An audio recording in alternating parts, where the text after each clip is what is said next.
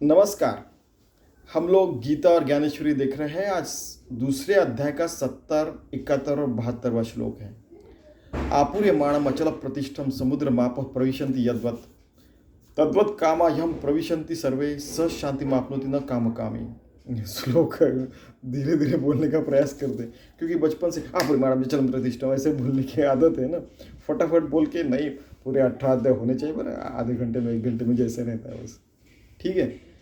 तो इसमें कहा गया कि जिस प्रकार से समुंदर जो रहता है वो दसों दिशा से, अगर हम लोग थोड़ा समुद्र के 10 फीट नीचे के वहाँ से देख रहे तो दसों दिशा में हमें ऊर्ध्व अधर पूर्व पश्चिम उत्तर दक्षिण नैऋत्य वायव्य आग्नेय ईशान्य ये सारे जो है दसों दिशा में पानी ही रहता है। ठीक है। और पूरा समुंदर ऐसे पृथ्वी को पूरा घेरे हुए रहता है। उसको सारी नदियाँ भी आके मिलती है, फिर भी वो अपनी मर्यादा नहीं छोड़ता है, कहने का मतलब। तो ऐसे समुंदर के समान वो स्थितप्रज्ञ हो गया रहता है और उसके कारण बहुत सारे आघात होते रहते उसके ऊपर, फिर भी वो परमात्मा से एक रूप रहता है, अपनी ज़िंदगी जीता है और आखिर में परमात्मा से एक रूप होकर ही मरता है या पूरा आने वाला है अभी। विहाय कामान्य सर्वान पुमाश्चरित निष्प्रा निर्ममो निरहंकार स शांति मधिगच्छति। ठीक है, कि वो जो पुरुष है वो सारी इच्छाओं का त्याग कर देता है, वो ममत्व रहित अहंकार रहित अपनी ज़िंदगी जीता है, बड़े शांति में रहता है। वैसे भी अहंकारी व्यक्ति लोगों को अच्छे नहीं लगते हैं। और एक बात है, ऐशा ब्राह्म स्थिति पार्थ नैनाम प्राप्य विमुह्यति स्थित्वा स्यामंत काले भी ब्रह्म निर्वाण मुच्यते। ठीक है, ये ब्राह्मी स्थिति है किसकी? वो स्थित प्रज्ञ है उसकी। और वो ये स्थिति प्राप्त होने के बाद अपना देह जब जाता है, प्राण जाता है, तब बहुत तकलीफ होती है, लेकिन वो फिर भी आत्मस्थिति में रह के अपना देह छोड़ देता है। फिर उसकी पूरी क्रियाकर्म करनी पड़ती है और वो हमें याद रहता है कब? तो उसके कर्मों के कारण। फिर हाँ, वो स्थितप्रज्ञ हो गए थे, फिर वो आत्मज्ञानी हो गए थे, उनको प्रणाम। वैसे ही हम उन्होंने जो मार्ग बताया उसके ऊपर चलेंगे, तब हमको भी आत्मज्ञान होगा और हर व्यक्ति को और हर शक्ति को आत्मज्ञान हो सकता है, ये हमारे स्वामी जी कहते थे। ठीक है। स्वामी माधवनाथ यानी बाला साहेब वाकड़े, माधव विष्णु वाकड़े, 1775 ब माया अपार्टमेंट्स पूना में रहते थे वो, सदाशिवपेट में। ठीक है। तो किसी ने पूछा तो मैं एड्रेस भी बता रहा हूँ, हिंदी इंग्लिश में भी बताया मैंने, सॉरी मराठी में भी बताया। ठीक है। अभी हम लोग देखते हैं ज्ञानेश्वर महाराज क्या कर रहे हैं। पार्थ आणिकहि परी, किसके बारे में? आपूर्यमाणम अचल प्रतिष्ठम समुद्र माप प्रविशन्ति यद्वत् तद्वत् कामायम प्रविशन्ति सर्वे स शांति मापनोति न कामकामी। पार्थ आणिकहि परी, तो जाणीले येईल अवधारी जैसी अक्षोभता सागरी अखंडित, कि समुद्र कभी गुस्सा नहीं करता, कभी यानी ऐसा कुछ नहीं करता, अपना शांत रहता है। उसकी लहरें आती रहती है, जैसे भी हवा आती है वगैरह वगैरह, लेकिन समुद्र समुद्र जैसे रहता है। जरी सरिता ओघ समस्त, सरिता यानी नदियाँ परिपूर्ण होने मिळती तरी अधिक नोहे ईशत मर्यादा नसंडी। इतनी सारी नदियाँ आके मिल रही है, फिर भी वो अपनी मर्यादा नहीं छोड़ता है। ना तरी ग्रीष्मकाली सरिता शोषुनी जाती समजता परी न्यून नहे पार्था समुद्र जैसा। ग्रीष्मकाल में बहुत गर्मी में सारी नदियाँ सूख जाती, लेकिन समुद्र नहीं। ठीक है। ऐसा नहीं है। फिर कभी कभी बोलते थे कि क्या स्वामी जी आपको गुस्सा नहीं आता है क्या? तो अरे बाबा, एक बार क्या हो गया था, फिर से बताता हूँ आपको, कि एक आदमी को 12:30 बजे खाना खाने बुलाया। हर रोज़ एक नए व्यक्ति को स्वामी जी खाना खाने को बुलाते थे 12:30 बजे। तो वो 1 बजे आया, लेकिन स्वामी जी 12:30 बजे आते थे, खाना खाते थे 10-15 मिनट और फिर 1 बजे फिर से अपने दुकान में चले जाते थे, वो कपड़ा बेचते थे। तो क्या हो गया कि इतने देर से क्यों है? आपको तो क्या काम है, आप तो साधु है, काम धंधे नहीं इसलिए आप साधु बन गए। ये आप देखिए क्या लैंग्वेज यूज़ करते इतने यानी साधु संतों से भी। तो इसलिए तो आप साधु बने, तो फिर आपके 12:30 बजे आए क्या 1 बजे का? आपको तो कुछ की काम धंधे नहीं है। उन्होंने उनको डांटा, ये फालतू बात मत कर। हम लोग साधु इसलिए नहीं कि हमको काम धंधे, हमको काम है इसलिए हम साधु है। मुझे बराबर 1 बजे दुकान में जाना है, ये सारे बच्चे उनको संभालना है, ये सारा घर संभालना है, हमको भी काम वगैरह रहता है, नौकरी करनी पड़ती है, ये सारी चीज़ें करनी पड़ती है। लेकिन हम लोग बड़े सचोटे से हमारी नौकरी करते हैं, एक पैसा उधर का इधर नहीं जाए, ईमानदारी से काम करते हैं और सब लोगों से अच्छा करते इसलिए साधु है। उनको ये बताना पड़ा उनको आखिर में, पूरा मेरा शेड्यूल डिस्टर्ब कर दिया बोला। फिर वो खाना खा चुके थे, फिर वो 1 बजे वो निकल गए। आई मीन क्या क्या कल्पनाएं रहती है। मुझे भी नौकरी से निकाला गया है कि तू ज़्यादा फिलॉसफी बताता है और 10 घंटे का काम 1 घंटे में करता है, ठीक है, 5 साल का काम 1 साल में करता है, लोगों की अपेक्षा बढ़ जाती है। अरे यार, आपको वो भी मैंने एक उदाहरण बताया था कि एक कंपनी में था, रिसर्च एंड डेवलपमेंट इंजीनियर था। एक दिन एक डिपार्टमेंट कहीं ट्रेनिंग के लिए गया था, तो मुझे नाके में जाके वो 2-3 ट्रक थे, उसका सामान कंपनी में लेके जाना था। तो मेरे बॉस हैं और उन्होंने कहा कि आशीष कल वहाँ चले जाओ और सामान लेके आना, फिर आप परसों आ जाना। बोला क्यों?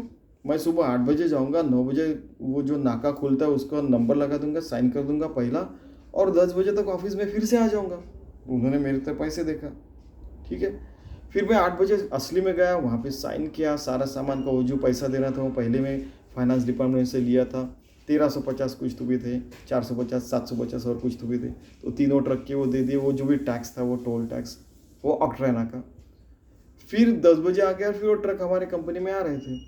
मैं 10 बजे आया तो मेरे बॉस बोले गया नहीं तू? सर मैं जाके आया। अरे किस टाइप के आदमी हो, मुझे समझा नहीं ऐसा क्यों कह रहे। अरे लोग इस काम के लिए वहाँ पे जाते, एक दिन की पूरी छुट्टी लेते, फिर अपना किराना वगैरह घर की काम वगैरह करके आते, फिर दूसरे दिन घर आते। मैंने बोला कि मुझे वो सारी चीज़ जमती नहीं है, ठीक है। आखिर में मुझे वहाँ पे भी बेस्ट एम्प्लॉय अवार्ड मिला था। आई मीन ये चालबाजी हमें नहीं आती, हम सीधा चलना आता है। ये काम बताए वो किया। एक दिन किसी ने बताया था कि जा ये 1000 रुपये दे के आ, मैंने ऐसे लिए दिए, वो फिर उसका साइन भी लिया और लाया, और ये उन्होंने लिए, ये उनकी साइन है, चला गया। तो किस मिट्टी के बने, यहाँ तक मुझे पूछा गया। आई मीन जो साधु संत रहते वो तो मेरे से अच्छे ज़्यादा जिंदगी जीते, मैं ये इतना भी बता सकता हूँ। पार्थ आणि काही परी तो जाणो येईल अवधारी, जैसे अक्षुभता सागरी अखंडित, कि सागर की अखंडता नहीं जाती है।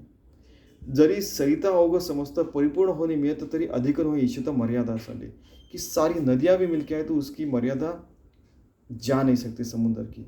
जैसे ना तरी ग्रीष्मकाळी सरिता शोषणी जाती समजता परी न्यून नव्हे पार्था समुद्र ऐसा है कि नहीं। तो ये समुद्र जैसे रहते आना चाहिए, स्वामी जी जैसे रहे, कि अखंड आनंद में रहने का, सबको आनंद देने का, सारे काम अच्छे से करने के, भगवान को समर्पित करने का। और एक चीज़ है, अभी आगे में देखिए, फिर ये जो स्थितप्रज्ञ रहता है उसको और बहुत सारी चीज़ें अंदर में और बाहर में भी फेस करनी पड़ती है। आपको लगता है कि हमको तो केवल बाहर की फेस करनी पड़ती कि ये 4 रुपये दो या 5 रुपये दो, 10 रुपये का काम करो वगैरह वगैरह। उनको अंदर में कौन सा सामना करता है देखिए, आप करना पड़ता है। देखो, तैसा प्राप्ति रिद्धी सिद्धी त्यासी मोक्ष नाही बुद्धी, आणि न पवता न बधी अघृति तयाते, कि अंदर में उसकी रिद्धि सिद्धि भी रहती है। किसी को बोल दिया तो उसका काम हो गया वगैरह, ये सारी चीज़ें होती रहती है। कई बार तो हमारा काम पूरा करके दे, नहीं तो हम तेरे फैमिली को उड़ा के दे देंगे, ऐसी सारी स्थिति तुकाराम ने भी सही है। आप तो बड़े साधु है, आपके पास रिद्धि सिद्धि, हमारा काम कर दे, नहीं तो तेरी फैमिली को उड़ा देंगे। ये सारी चीज़ें सब लोगों ने, समर्थ रामदास से लेके तुकाराम से लेके बहुत सारे साधु संतों को फेस करना पड़ता है। और कई बार ऐसे होते कि कई साधु संत इसमें घुल मिल जाते हैं, और मैंने बता काम हो गया, समझा कि नहीं। इस पूरे पंचक्रोश में मेरे जैसा अहंकारी निरअहंकारी कोई नहीं, ऐसे इसमें भी वो फंस जाते, कई साधु लोग रहते हैं। ये यहाँ पे दिया है, त्यास शोभी नहीं बुद्धि आणि न पवता न बाधी अधृति दया देखी। सो वो इसमें फंसते नहीं है, रिद्धि सिद्धि का भी जाल रहता है, उसमें भी नहीं फंसते हैं, और दुनिया में भी नहीं फंसते। देखिए, रिद्धि सिद्धि त्यापरी आली गेली से न करी, तो विगुंतला असे अंतरी महासुखी। वो उसके तरफ ध्यान ही नहीं देता, वो भगवान से एक रूप रहता है। जो आपुलेने नागरपणे इंद्र भूने पावे म्हणे, तो केवी रंजे पालवी पड़े भिल्लान से नहीं। तो वो क्या जंगल में रहा क्या, या इंद्र के सिंहासन में बैठा क्या, फिर भी वो अपने आत्मानंद में रहता है, आत्मतृप्त रहता है। जो अमृतासी ठी ठेवी, तो जैसा कांजी न सेवी तैसा स्वसुखानुभवी न भोगी रिद्धि। वो रिद्धि सिद्धि का भोग नहीं लेता है, जिसके बाद सतत अमृत रहता है वो वहाँ पे जाके दारू भी नहीं पीता कांजी, मतलब तो वो वैसा भी नहीं करता है। रिद्धि सिद्धि भी कांजी जैसे रहती है। यानी देखिए, यानी ज्ञानेश्वर महाराज सिद्ध पुरुष है, उनके पास रिद्धि सिद्धि है तभी ये बात कर रहे हैं। तो वो फालतू चीज़ें नहीं करते, वो अमृत ही पीते रहते हैं, भगवान से एकरूप ही रहते हैं। भगवान से एकरूप रहना भी अमृत पीने जैसा रहता है। देखिए आप, आत्मा अनंत है और वो अमर भी है, उससे एकरूप रहने का फिर ये बॉडी रहेगी या नहीं रहेगा, तो वो इसलिए उन्होंने फिर क्या कर लिया, समाधि ले ली। फिर